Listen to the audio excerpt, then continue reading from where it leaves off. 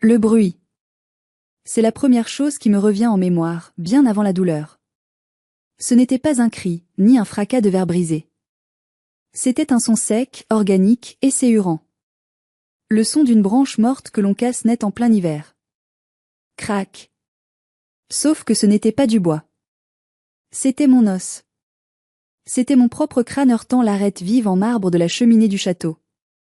Je revois la scène au ralenti, comme dans un film d'horreur dont je serais l'actrice principale malgré moi. Je suis là, à genoux sur le parquet Versailles centenaire. Ma robe de cocktail bleu marine, celle que j'avais achetée en solde pour ne pas faire tache dans ce monde de luxe, s'imbibe lentement d'un liquide chaud. C'est poisseux. Ça coule le long de ma nuque, ça s'insinue dans mon col. Je cligne des yeux, essayant de chasser le voile noir qui commence à manger ma vision périphérique. Devant moi, je vois des chaussures. Des chaussures en cuir italien, vernies, immaculées. Celles de mon père. Elles coûtent plus cher que tout ce que je possède. Il est là, debout, à quelques centimètres de mon visage ensanglanté. Il hurlait quelque chose, sa bouche bougeait, son visage était déformé par une rage que je ne lui avais jamais vue, même dans mes pires cauchemars. Mais je n'entendais plus rien. Juste un bourdonnement sourd, comme si j'étais sous l'eau. La salle de bal luxueuse, les lustres en cristal de baccarat, les compositions florales exubérantes, tout s'est mis à tourner, une valse macabre de lumière et d'ombre. Puis, le noir complet m'a avalé. Mon père, Thierry Lemaire, pensait qu'il venait juste de me donner une leçon. Il pensait qu'il venait de faire taire l'ingrate, la rebelle, la tâche dans son tableau de famille parfait. Il pensait qu'il pouvait m'écraser comme un insecte gênant et reprendre le cours de sa soirée, sourire aux lèvres, une coupe de champagne à la main. Il ne savait pas qu'il venait de signer son arrêt de mort sociale. Il ne savait pas que ce crack sinistre allait résonner bien plus fort que dans les murs de ce château.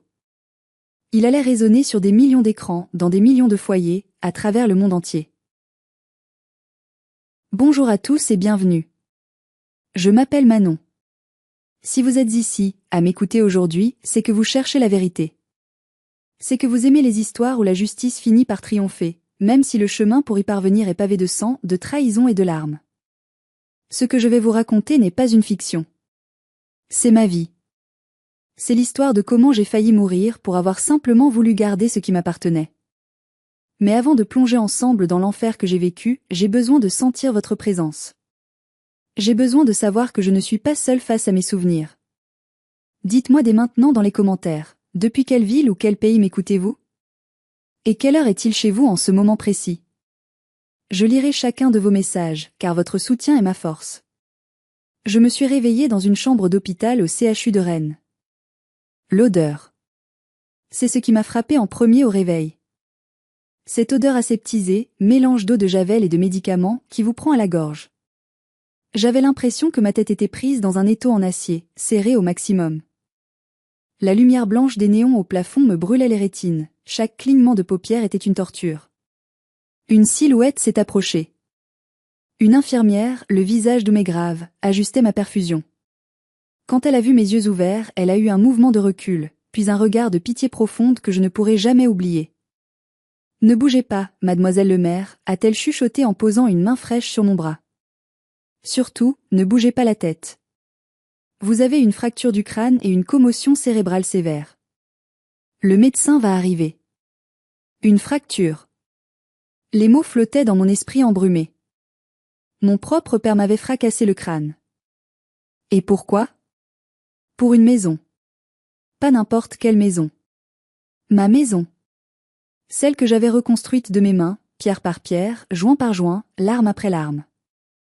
Celle qu'il a essayé d'offrir à ma sœur, Inès, le jour de son mariage, comme si c'était un simple trousseau de clés, comme si mes 3 années de sacrifice n'existaient pas. Pour comprendre comment un père peut en arriver à une telle violence contre sa propre fille, il faut que nous remontions le temps. Il faut que vous compreniez qui est Thierry Lemaire, et ce que signifiait grandir dans l'ombre de la princesse Inès. J'ai grandi dans une belle maison bourgeoise en périphérie de Rennes, dans un quartier où les pelouses sont tondues au millimètre et où les voisins ne se parlent que pour se plaindre du bruit. De l'extérieur, nous étions la famille idéale, une image d'Épinal. Thierry, le père, directeur d'agence bancaire respecté, toujours en costume 3 pièces, l'homme qui serre des mains à la messe le dimanche et qui méprise les serveurs le lundi. Chantal, la mère au foyer impeccable, qui passait ses journées à organiser des thés et à s'assurer que les apparences étaient sauves. Inès, la petite dernière, blonde, angélique, douée pour le piano, la danse classique et l'art de manipuler son monde. Et puis il y avait moi, Manon. Brune, un peu trop grande pour mon âge, un peu trop silencieuse, les genoux écorchés et les mains toujours sales de terre. J'étais l'anomalie. Dès mon plus jeune âge, j'ai compris que l'amour de mes parents n'était pas inconditionnel. Il était transactionnel. Inès achetait leur amour avec sa beauté et sa docilité. Moi, je n'avais rien à vendre qui les intéressait. Les souvenirs me reviennent par flash, douloureux comme des échardes sous la peau. Je me souviens d'un Noël, j'avais 10 ans. Je voulais désespérément commencer le judo. J'avais vu une démonstration à l'école et j'étais fascinée par la force, la discipline. Sous le sapin, j'ai trouvé un paquet. Mon cœur battait la chamade. J'ai déchiré le papier. C'était une trousse de maquillage pour enfants et une robe rose. Mon père a ricané en voyant ma déception. C'est un sport de garçon manqué, Manon. Regarde ta sœur, elle est si gracieuse en tutu. Tu devrais prendre exemple sur elle. Une femme doit être douce, pas brutale. Inès, elle, avait reçu le dernier piano électronique et un voyage linguistique à Londres. Elle m'a souri, ce sourire innocent qui cachait déjà une pointe de triomphe. Mais le moment où j'ai vraiment compris que je ne comptais pas, que j'étais une citoyenne de seconde zone dans ma propre maison, c'était l'année de mes 18 ans. J'avais travaillé tout l'été comme plongeuse dans un restaurant de fruits de mer à Saint-Malo. C'était un travail harassant.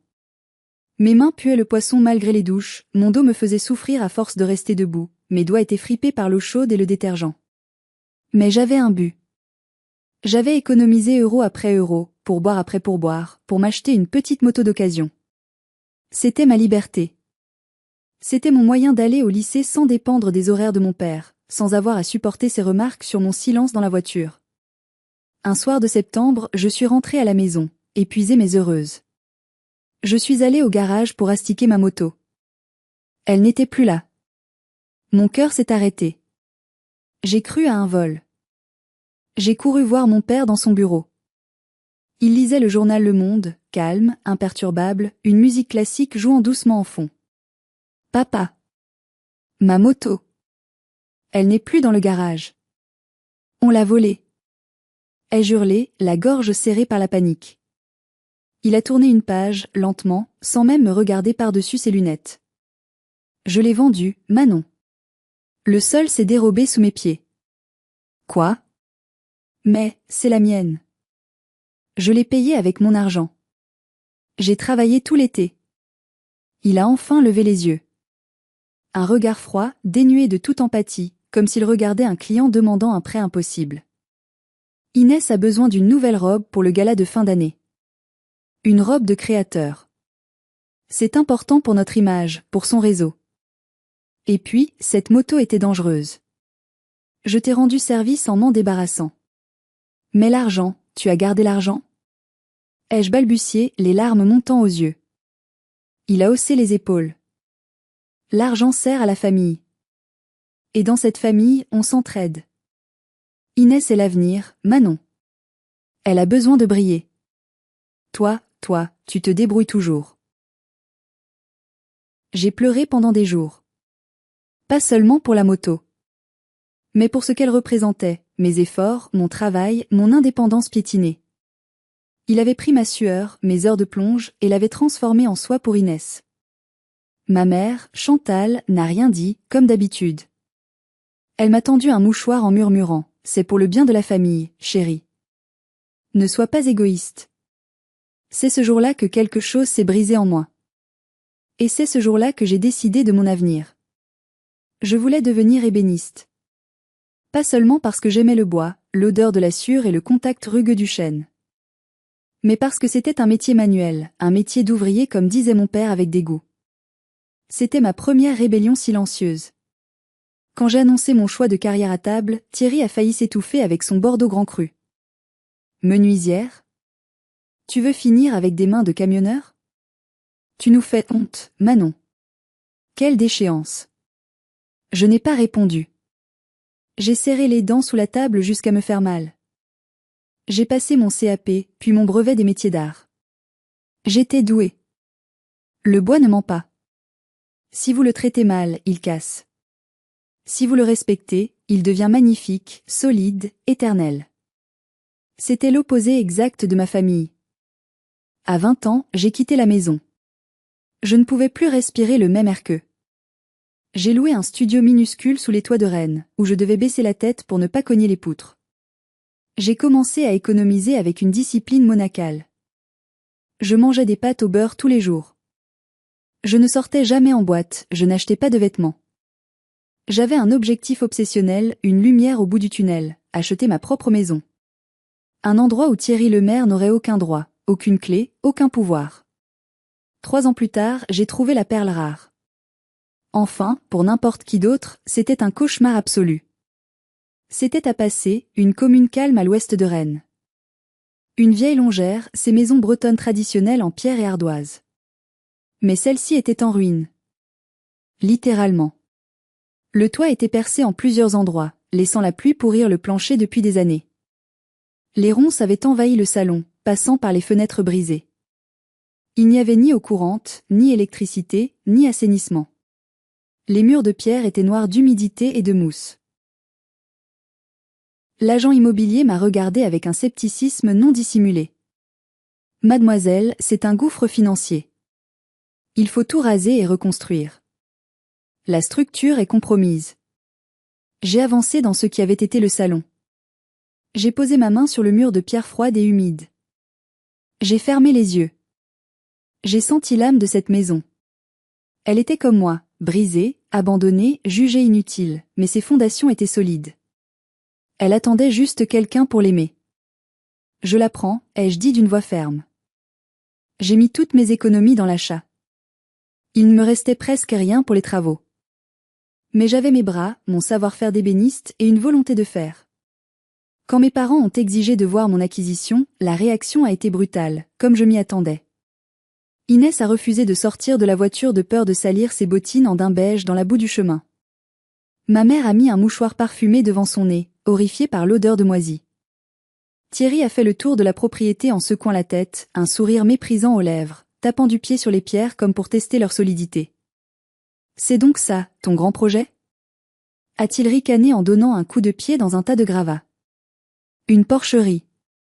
C'est tout ce que tu vaux, Manon. Tu vis dans la boue, comme une paysanne. Tu as vraiment touché le fond. Ça sera magnifique, un jour, ai-je répondu calmement, bien que ces mots me brûlent l'estomac comme de l'acide. Ne compte pas sur moi pour te donner un centime pour restaurer cette épave, a-t-il craché en remontant dans sa voiture. Je garde mon argent pour l'avenir d'Inès. Elle, au moins, elle a de l'ambition. Elle vise les étoiles, toi tu fouilles dans la terre. Ils sont partis dans leur grosse berline allemande, me laissant seule au milieu des ruines, sous la pluie fine et pénétrante de Bretagne. J'ai pleuré ce soir-là. Assise sur une caisse en bois retourné, éclairée par une simple lampe de poche, j'ai pleuré de rage et de solitude. Mais le lendemain matin, dès l'aube, j'ai commencé à travailler. J'ai vécu dans une caravane prêtée par mon patron, posée dans le jardin envahi d'orties, pendant 2 ans. 2 ans d'enfer et de paradis. L'hiver, il faisait si froid que l'eau gelait dans ma bassine le matin. L'été, la chaleur sous la tôle était insupportable. Je travaillais à l'atelier d'ébénisterie la journée pour payer les matériaux, et le soir, jusqu'à minuit, je travaillais sur la maison. J'ai appris la plomberie sur des forums internet. J'ai appris l'électricité en lisant des manuels. J'ai appris la maçonnerie à la dure. J'ai gratté chaque joint de pierre à la brosse métallique jusqu'à ce que mes doigts saignent. J'ai poncé chaque poutre de chêne jusqu'à retrouver le bois noble sous la crasse. C'est là que j'ai rencontré Marcel. Mon voisin. Un ancien maçon portugais de 70 ans, avec des mains grosses comme des battoirs, le dos voûté par une vie de labeur et un cœur en or massif. Au début, il m'observait de loin, appuyé sur sa clôture, fumant sa pipe. Puis un jour, alors que je galérais à monter une poutre de charpente bien trop lourde pour moi, il est arrivé sans un mot. Il a soulevé l'autre bout avec une facilité déconcertante et m'a aidé à la fixer. « C'est pas du boulot pour une gamine toute seule », a-t-il grommelé avec son accent chantant. « Je n'ai pas le choix, Marcel. »« Je n'ai personne », j'ai répondu en essuyant la sueur sur mon front. « Bah maintenant, t'es plus toute seule. » Marcel est devenu le père que je n'avais jamais eu. Il m'a appris à faire le mélange parfait pour le ciment à la chaux, celui qui laisse respirer la pierre. Il m'apportait de la soupe chaude l'hiver quand mes doigts étaient trop engourdis pour tenir une cuillère. Il ne me jugeait jamais. Il respectait mon travail, mon silence, mon effort. Grâce à lui, la ruine a commencé à changer. Elle reprenait vie, doucement. Mais le destin, ou plutôt la cruauté de ma famille biologique, n'avait pas encore dit son dernier mot. L'hiver de la 2e année fut terrible. Une tempête a frappé la Bretagne avec une violence rare, des vents à plus de 130 km/h. En pleine nuit, recroquevillé dans ma caravane qui tremblait comme une feuille, j'ai entendu un fracas épouvantable venant de la maison. Le lendemain matin, le spectacle était désolant. Une partie de la charpente provisoire, fragilisée, avait cédé sous le poids de l'eau et du vent, emportant avec elle une partie du mur pignon que je venais de consolider. Des mois de travail anéantis en une nuit. Je me suis effondré dans la boue. Il me fallait 5 000 €. Juste 5 000 € pour sécuriser la structure en urgence, racheter du bois et des tuiles, sinon l'humidité allait tout pourrir et la maison risquait de s'écrouler pour de bon. Je n'avais plus rien. Mon compte était vide, j'étais à découvert. Marcel m'a proposé ses économies, l'argent qu'il gardait pour ses obsèques, mais je ne pouvais pas accepter. C'était impossible. J'ai ravalé ma fierté. J'ai pris mon téléphone, les mains tremblantes. J'ai appelé mon père. Allô ? Sa voix était impatiente, bruit de fond de restaurant chic. Papa, c'est Manon. J'ai un gros problème avec la maison. La tempête a fait des dégâts énormes. J'ai besoin d'un prêt. Juste 5 000 €. Je te rembourserai chaque mois, avec intérêt si tu veux. Je signerai une reconnaissance de dette. S'il te plaît. Il y a eu un silence. Puis un petit rire sec, glacial. Tu te souviens de ce que je t'ai dit il y a 2 ans ? Je ne jette pas l'argent par les fenêtres. Cette maison est une erreur, Manon. Si elle s'écroule, c'est un signe du destin. Abandonne.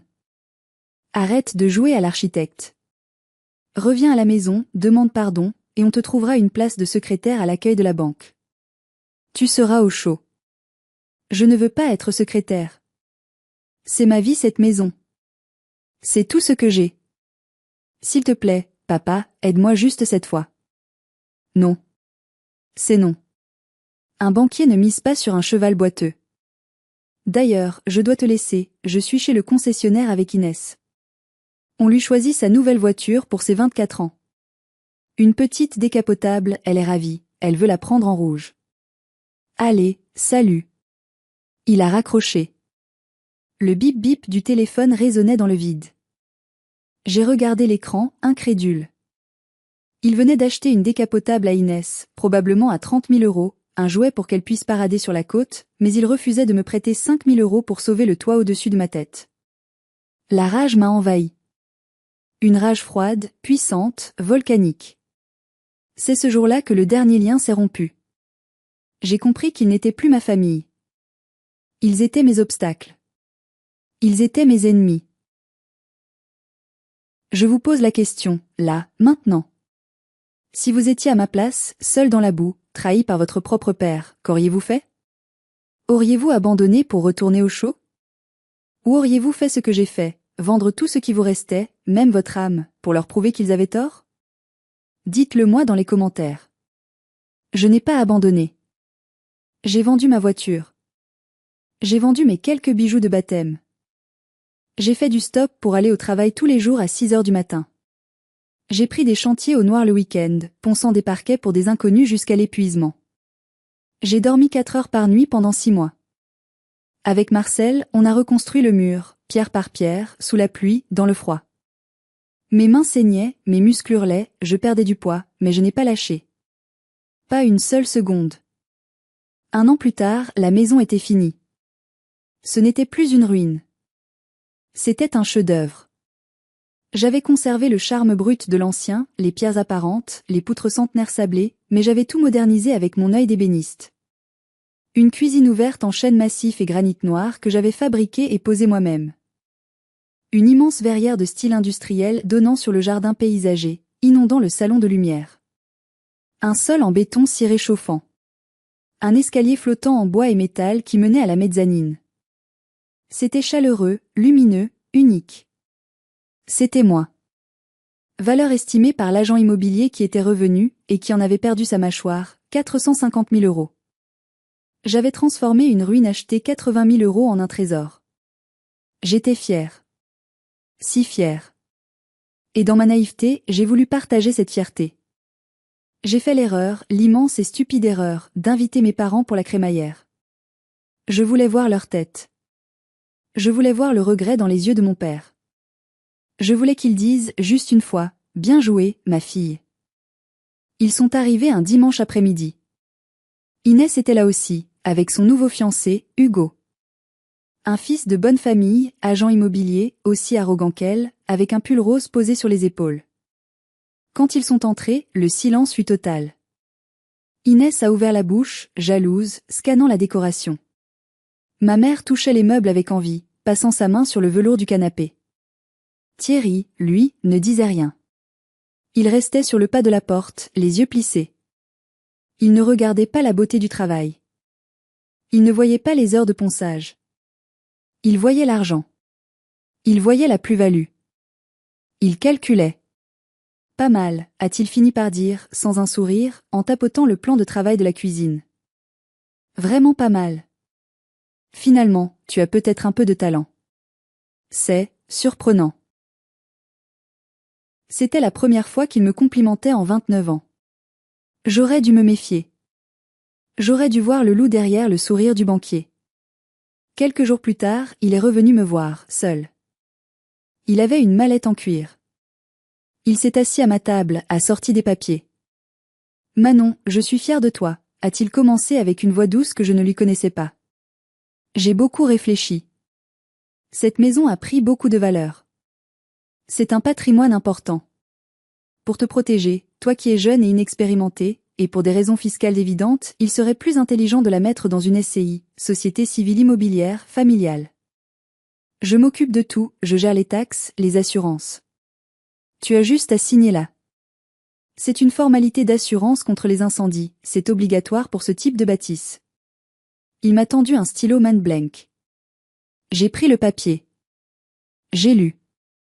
Je n'étais pas juriste, mais je n'étais pas idiote. Les clauses étaient claires.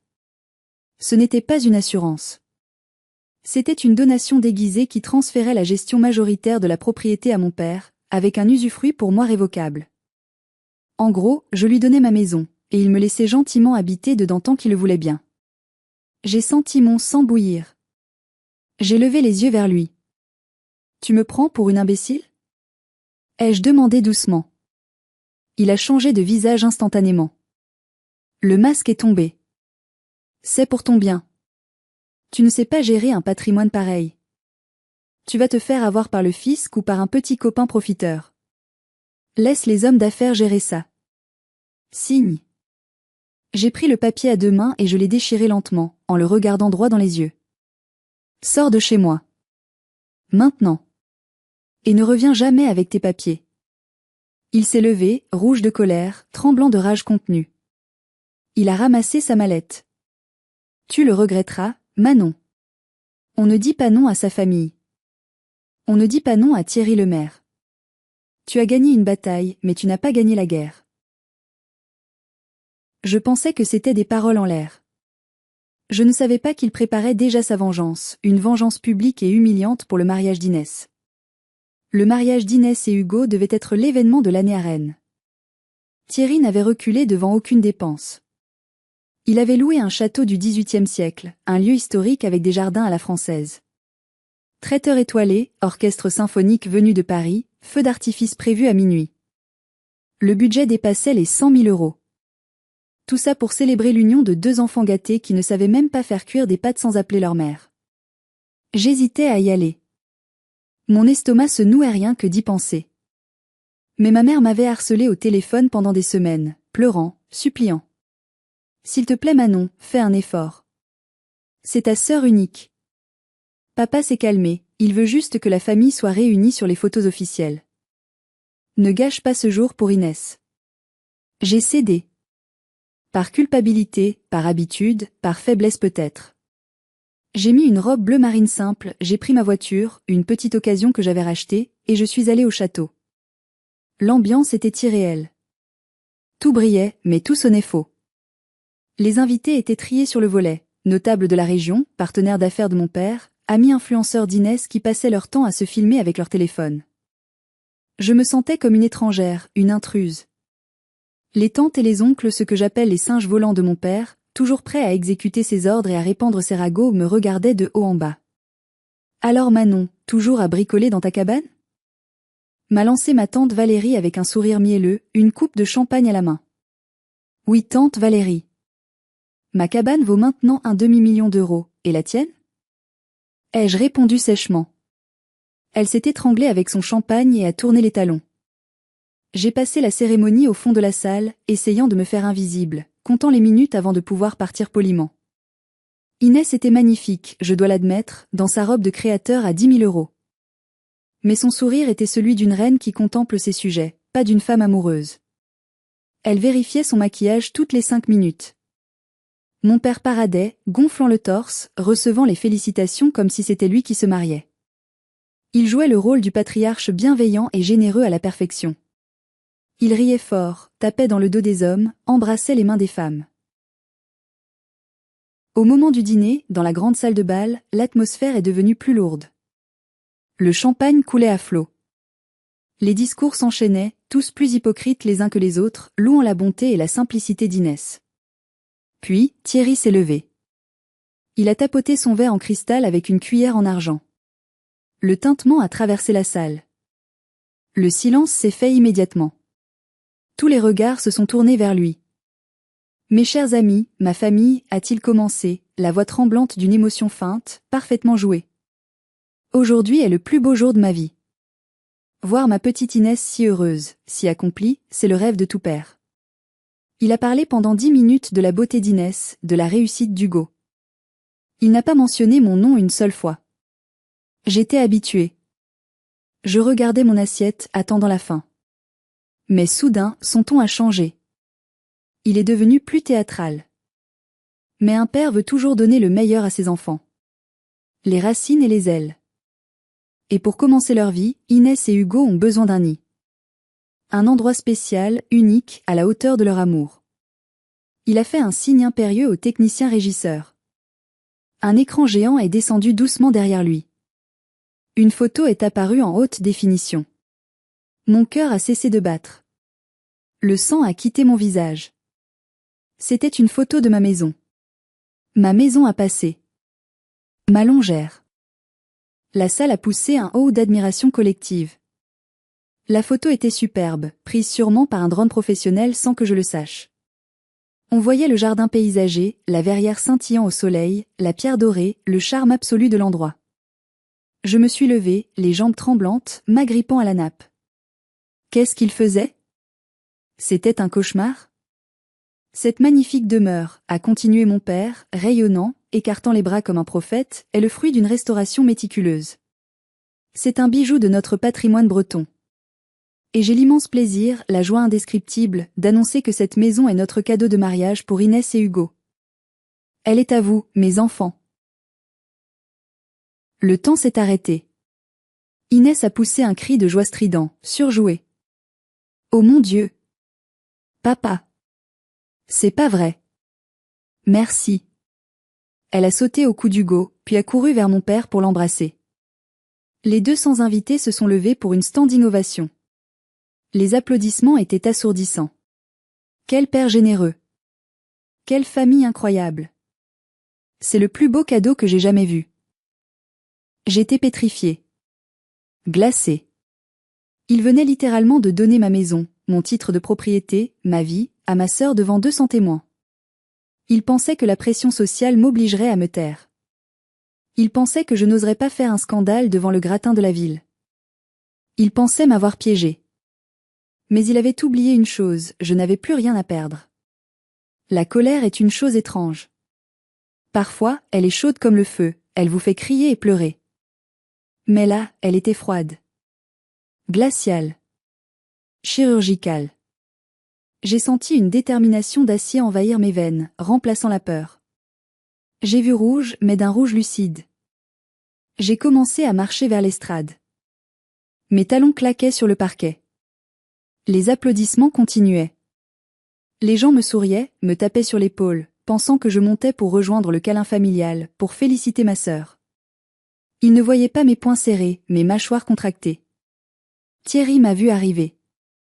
Son sourire s'est figé une fraction de seconde, une lueur d'inquiétude a traversé son regard, mais il a repris sa façade immédiatement. Il a ouvert les bras pour m'accueillir, jouant le jeu jusqu'au bout. Viens Manon, viens partager ce moment. A-t-il lancé au micro, sa voix pleine de fausse bonhomie. Viens embrasser ta sœur. Je suis montée sur l'estrade. Je n'ai pas pris ses bras. Je n'ai pas regardé Inès. J'ai tendu la main et j'ai saisi le micro qu'il tenait. Il a essayé de le retenir, serrant les doigts. J'ai tiré d'un coup sec, violent. Un larcène aigu a déchiré l'air, faisant grimacer l'assemblée. Le silence est retombé, lourd, gênant, instantané. On aurait entendu une épingle tomber. J'ai regardé la salle. J'ai vu tous ces visages, ces gens riches et puissants qui buvaient les mensonges de mon père comme du petit lait. Puis j'ai regardé Inès, qui avait encore les mains sur la bouche, les yeux brillants de cupidité, attendant ses clés. Puis j'ai pivoté vers mon père. J'ai planté mes yeux dans les siens. C'est un mensonge, ai-je dit. Ma voix était calme, trop calme, amplifiée par les enceintes puissantes du château. Un murmure a parcouru la salle. Des chuchotements. Pardon ? A dit Inès, son sourire vacillant, laissant place à la confusion. Cette maison est à moi, ai-je continué, en articulant chaque syllabe, chaque mot comme une sentence. Je l'ai achetée il y a 3 ans. Je l'ai payée avec mon argent. J'ai posé chaque pierre, chaque tuile, chaque planche de mes mains. Mon père n'a pas mis un centime dedans. Au contraire, il m'a refusé de l'aide quand j'en avais besoin. Il a traité cette maison de porcherie. Thierry est devenu pourpre. La veine sur son front s'est mise à battre. Il s'est approché de moi, envahissant mon espace vital. Manon, arrête ça tout de suite, a-t-il sifflé entre ses dents, hors micro, mais assez fort pour que les premiers rangs entendent. Tu te ridiculises. Tu es ivre. On en parlera plus tard. Descends de cette scène. J'ai reculé d'un pas pour rester hors de sa portée. Non, on en parle maintenant. Tu viens d'essayer de voler ma propriété devant tout le monde pour te faire mousser, pour jouer au grand seigneur. C'est du vol. Inès, cette maison n'est pas à toi. Elle ne sera jamais à toi. Si tu veux une maison, fais comme moi, travaille. Lève-toi à 5 heures du matin et travaille. La salle était sous le choc. Hugo, le fiancé, s'est levé, furieux. C'est quoi ce délire ? Elle est folle. A-t-il crié. Ma mère pleurait dans ses mains à sa table, incapable de bouger. Thierry a perdu son masque. Définitivement. La rage pure a déformé ses traits. Il ne supportait pas qu'on le contredise, encore moins en public, encore moins une femme, encore moins sa propre fille qu'il méprisait. Son narcissisme était blessé à mort. L'humiliation était trop forte. Il a tenté de m'arracher le micro des mains. Donne-moi ça, petite insolente. Tu vas te taire. Non. J'ai crié dans le micro, ma voix résonnant comme un coup de tonnerre. Tout le monde doit savoir qui tu es vraiment. Tu es un menteur et un manipulateur. C'est là que tout a basculé. La civilité a disparu. La violence, celle qui était latente depuis des années, a explosé. Il n'a pas réfléchi. Il a agi par instinct, l'instinct primaire d'un animal blessé et acculé. Il a tendu la main et m'a attrapé par les cheveux, une poignée brutale à la racine. La douleur a été fulgurante. J'ai lâché le micro qui est tombé au sol avec un bruit sourd. Tu vas la fermer. A-t-il hurlé. Sa voix n'était plus celle du banquier poli, c'était celle d'un monstre. Une voix gutturale, effrayante. Il m'a tiré violemment en arrière. J'ai perdu l'équilibre. Mes talons ont glissé sur le parquet ciré. Nous étions près de la grande cheminée monumentale du château, une structure imposante en marbre blanc, sculptée, aux arêtes vives. Il m'a projeté. De toutes ses forces. Comme on jette un sac poubelle encombrant. Comme si je n'étais rien. Je n'ai rien pu faire. J'ai volé sur 2 mètres, les bras moulinant dans le vide pour tenter de me rattraper. Et puis, l'impact. Ma tête a heurté l'angle vif du marbre de la cheminée. Crac. Ce bruit. Ce bruit horrible que je n'oublierai jamais. La douleur a explosé dans mon crâne comme une grenade. Une lumière blanche aveuglante, puis des étoiles noires. Je suis tombée au sol, inerte, comme une poupée désarticulée. Mes jambes ne répondaient plus. Le silence dans la salle a duré une seconde d'éternité où personne n'a compris ce qui venait de se passer. Puis, des cris ont éclaté. Des hurlements de terreur. Je sentais le sang chaud couler sur mon visage, sur mes yeux, dans ma bouche. Il avait un goût métallique. Je voyais flou, le monde était incliné. Je sentais une vague de nausée me submerger. Je ne pouvais plus bouger. Je voyais mon père, debout au-dessus de moi. Il haletait. Il ajustait sa cravate, frénétiquement, comme s'il venait de faire un effort physique banal. Il avait l'air soulagé. Puis, il a réalisé. Il a vu le sang. Son visage est devenu livide. Mais le plus terrible, ce n'était pas lui. C'était Inès. J'étais à terre, me vidant de mon sang, peut-être mourante. Et j'ai entendu sa voix. Une voix aiguë, hystérique. Elle ne criait pas appeler une ambulance. Elle ne criait pas Manon, ça va? Elle regardait le bas de sa robe blanche. Quelques gouttes de mon sang avaient éclaboussé sa traîne en dentelle. Oh non! Regardez! Il y a du sang sur ma traîne. C'est foutu! Papa, tu as gâché mon mariage. C'est une catastrophe. Mes photos. C'était la dernière chose que j'ai entendue avant que le monde ne s'éteigne. La plainte égoïste de ma sœur pour un morceau de tissu, alors que ma vie s'écoulait sur le sol. Pendant ce temps, un jeune serveur, un étudiant qui faisait des extras, a été le seul à réagir humainement. Il a couru vers moi, a arraché sa chemise blanche de serveur et l'a pressée contre ma tête. Je sentais ses mains trembler. Restez avec moi, mademoiselle, restez avec moi. Les pompiers arrivent. Ne fermez pas les yeux. Me disait-il. Autour, c'était le chaos. Hugo essayait de faire sortir les gens. Mon père essayait d'expliquer à qui voulait l'entendre, elle m'a provoqué. Elle est instable. Elle a glissé. C'est un accident. L'ambulance est arrivée 10 minutes plus tard. On m'a mise sur un brancard, on m'a sanglée. Les gyrophares bleus tournoyaient dans la nuit, illuminant la façade du château comme une scène de crime.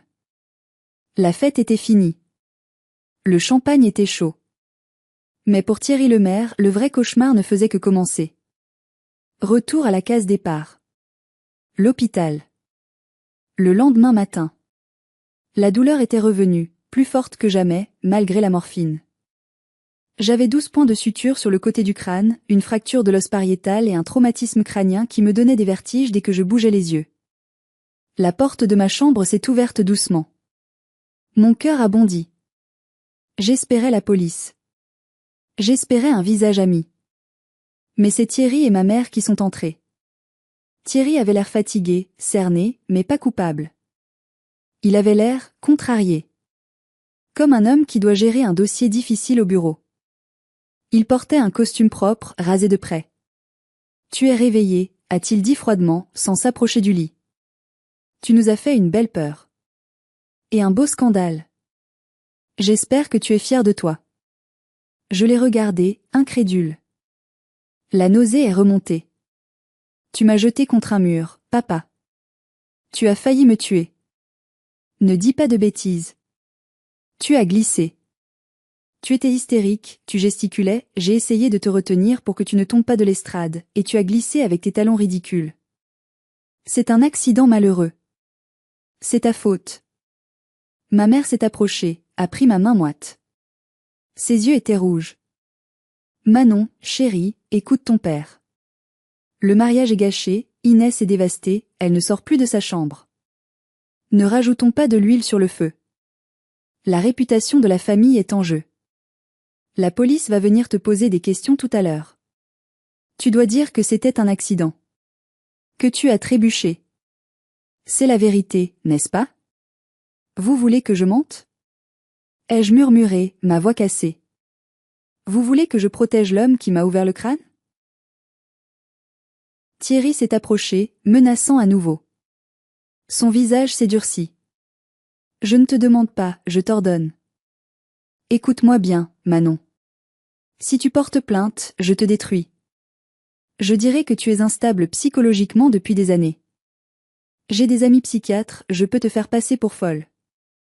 Je peux te faire interner. Et ta maison? Je trouverai un moyen de te la prendre. Je te ferai un procès pour dommages et intérêts pour le mariage gâché. On a payé 100 000 € pour cette fête, Manon. Tu nous dois ça. Tu n'as pas d'argent pour un avocat. Moi, j'ai les meilleurs avocats de Rennes. Tu perdras. Tu finiras à la rue.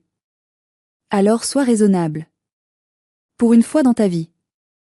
J'étais faible, droguée aux médicaments, seule. La peur m'a envahi. Il en était capable. Il avait le bras long, il connaissait les juges, les notables. Je me sentais minuscule face à lui.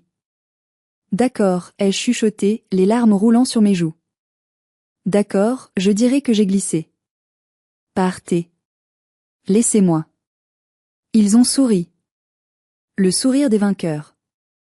Ma mère m'a embrassé le front, comme si de rien n'était. Sage décision, a dit Thierry en remettant sa veste en place. Repose-toi. On t'enverra des fleurs et des chocolats. On s'occupe de tout. Ils sont sortis, le pas léger, persuadés d'avoir gagné. Persuadés que leur version de l'histoire allait devenir la vérité officielle. Mais ils avaient oublié un détail. Le détail qui allait tout changer. 5 minutes après leur départ, alors que je pleurais en silence, la porte s'est rouverte doucement. C'était Lucas. Lucas, c'est mon petit cousin éloigné. Un étudiant en informatique de 20 ans, un peu geek, un peu en marge, que personne dans la famille ne calculait vraiment. Il était toujours dans son coin avec son téléphone. Il avait sa capuche sur la tête, l'air nerveux, regardant dans le couloir pour vérifier que mes parents étaient bien partis. Manon? Ça va? Lucas. Qu'est-ce que tu fais là? Il est entré, a fermé la porte à clé. Il s'est approché de mon lit. Ils t'ont menacé, n'est-ce pas? Ils t'ont dit de dire que c'était un accident? J'ai hoché la tête, incapable de parler. Lucas a souri, un sourire étrange, mi-vengeur, mi-excité. T'inquiète pas, cousine. Ils peuvent mentir autant qu'ils veulent. Ils peuvent payer tous les avocats de la terre. C'est fini pour eux. Regarde ça. Il a sorti son smartphone et me l'a tendu. C'était une vidéo TikTok. Je ne savais pas que Lucas avait lancé un live pendant le mariage. Il s'ennuyait, il voulait se moquer un peu de l'ambiance coincée avec ses potes en ligne. Il avait commencé à filmer les discours.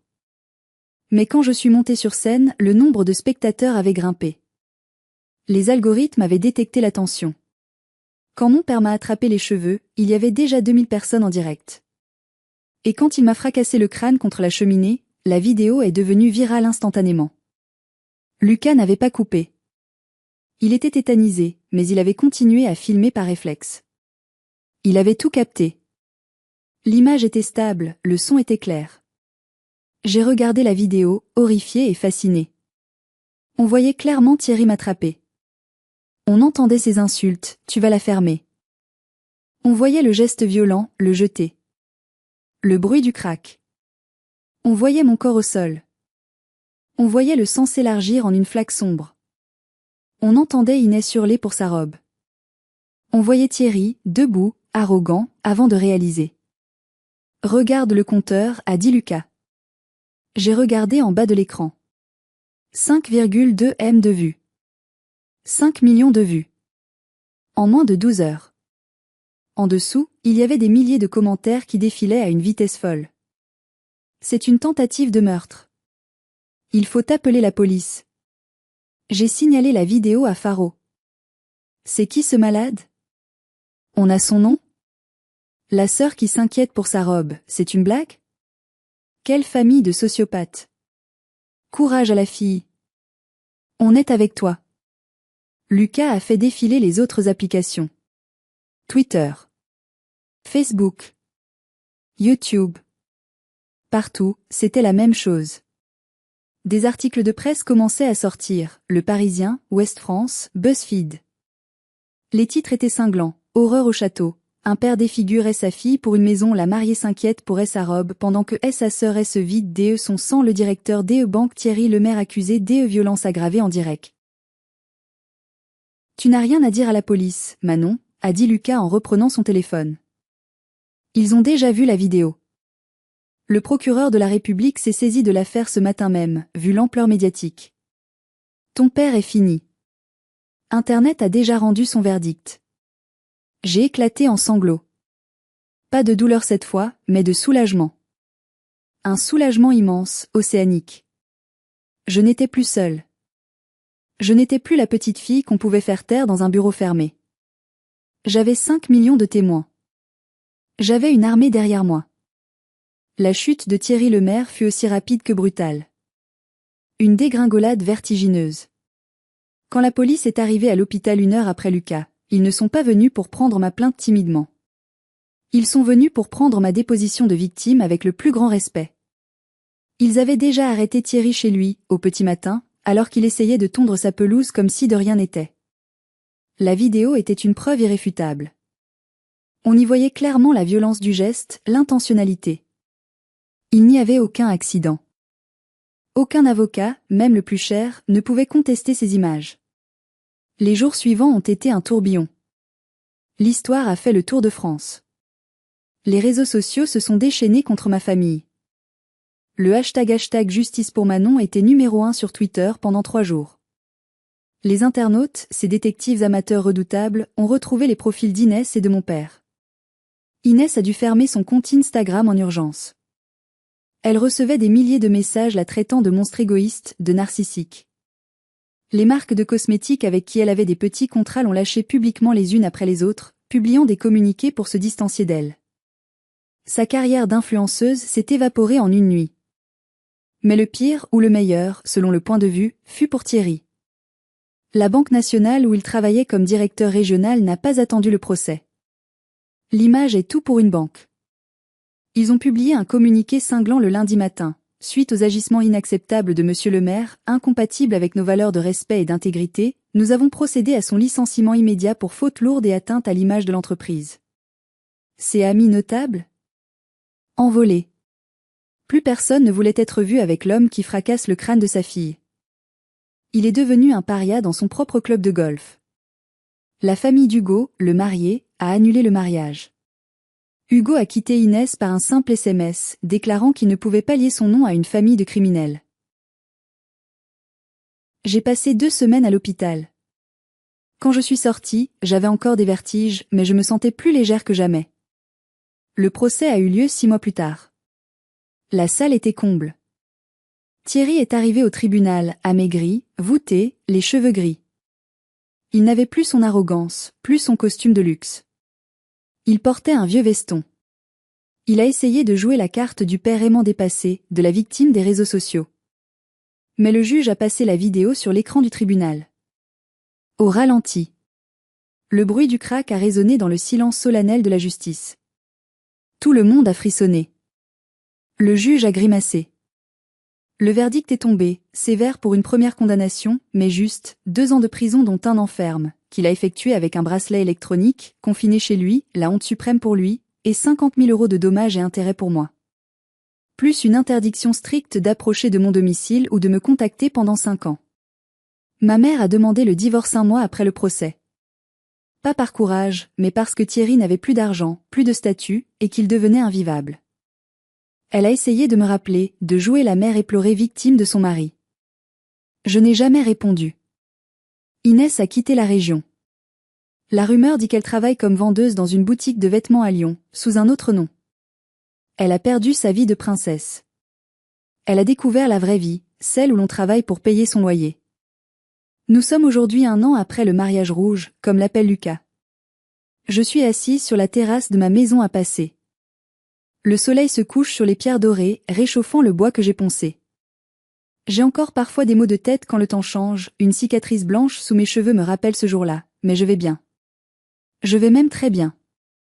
J'ai utilisé l'argent des dommages et intérêts pour construire un atelier d'ébénisterie professionnel au fond du jardin, équipé des meilleures machines. J'ai démissionné de mon emploi salarié et j'ai lancé ma propre entreprise. Mon carnet de commandes est plein pour les 2 prochaines années. Les gens viennent d'abord pour mon histoire, curieux de voir la fille de la vidéo, mais ils restent et reviennent pour la qualité de mon travail, pour mes meubles qui ont une âme. Ce matin, j'ai posé la touche finale à ma maison. Le dernier détail. Je suis allée à l'entrée, avec ma perceuse. J'ai pris une petite plaque en laiton massif que j'avais gravée moi-même la veille. Je l'ai fixée sur le pilier en pierre du portail, bien droite. J'ai reculé de quelques pas pour admirer le résultat. Il est écrit en lettres noires, profondes, Maison Manon. Bâti par mes mains. Protégé par la vérité. Marcel, mon vieux voisin, est passé tout à l'heure avec un panier de légumes de son jardin. Il a regardé la plaque, a souri de ses dents manquantes, et m'a tapé affectueusement sur l'épaule avec sa grosse main rugueuse. C'est bien, gamine. C'est bien. Maintenant, c'est vraiment chez toi. Personne ne peut plus toucher à ça. Oui, c'est chez moi. Personne ne me la prendra. Ni mon père, ni ma sœur, ni aucun banquier, ni aucun mari. C'est mon royaume.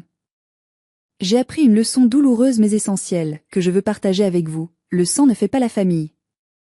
L'ADN n'est qu'une suite de molécules. La vraie famille, c'est l'amour, le respect, le soutien mutuel. C'est Marcel qui m'apporte de la soupe. C'est Lucas qui me défend. C'est vous, qui m'avez soutenu sans me connaître. Si votre famille vous fait du mal, si elle vous méprise, si elle vous vole votre lumière, vous avez le droit de partir. Vous avez le droit de dire non. Vous avez le droit de couper les ponts. Vous avez le droit de construire votre propre forteresse, pierre par pierre. Mon père voulait me briser pour me faire taire. Il a voulu m'écraser contre un mur pour que je redevienne l'ombre docile. Il a seulement réussi à me rendre indestructible. Il a transformé le bois tendre en chêne massif. Et grâce à cette caméra, grâce à ces 5 millions d'étrangers qui ont pris ma défense, j'ai pu obtenir justice. Merci du fond du cœur d'avoir écouté mon histoire jusqu'au bout. Si vous aussi, vous vous êtes battu pour votre indépendance face à une famille toxique, ou si cette histoire de justice vous a touché, s'il vous plaît, faites un geste simple mais puissant. Mettez un j'aime sur cette vidéo et partagez-la. C'est important pour que d'autres sachent qu'ils ne sont pas seuls, que la vérité finit toujours par éclater. Et surtout, abonnez-vous à la chaîne pour plus d'histoires de revanche et de résilience. Prenez soin de vous, croyez en vous, et n'oubliez jamais, votre vie vous appartient, et personne n'a le droit de vous la prendre.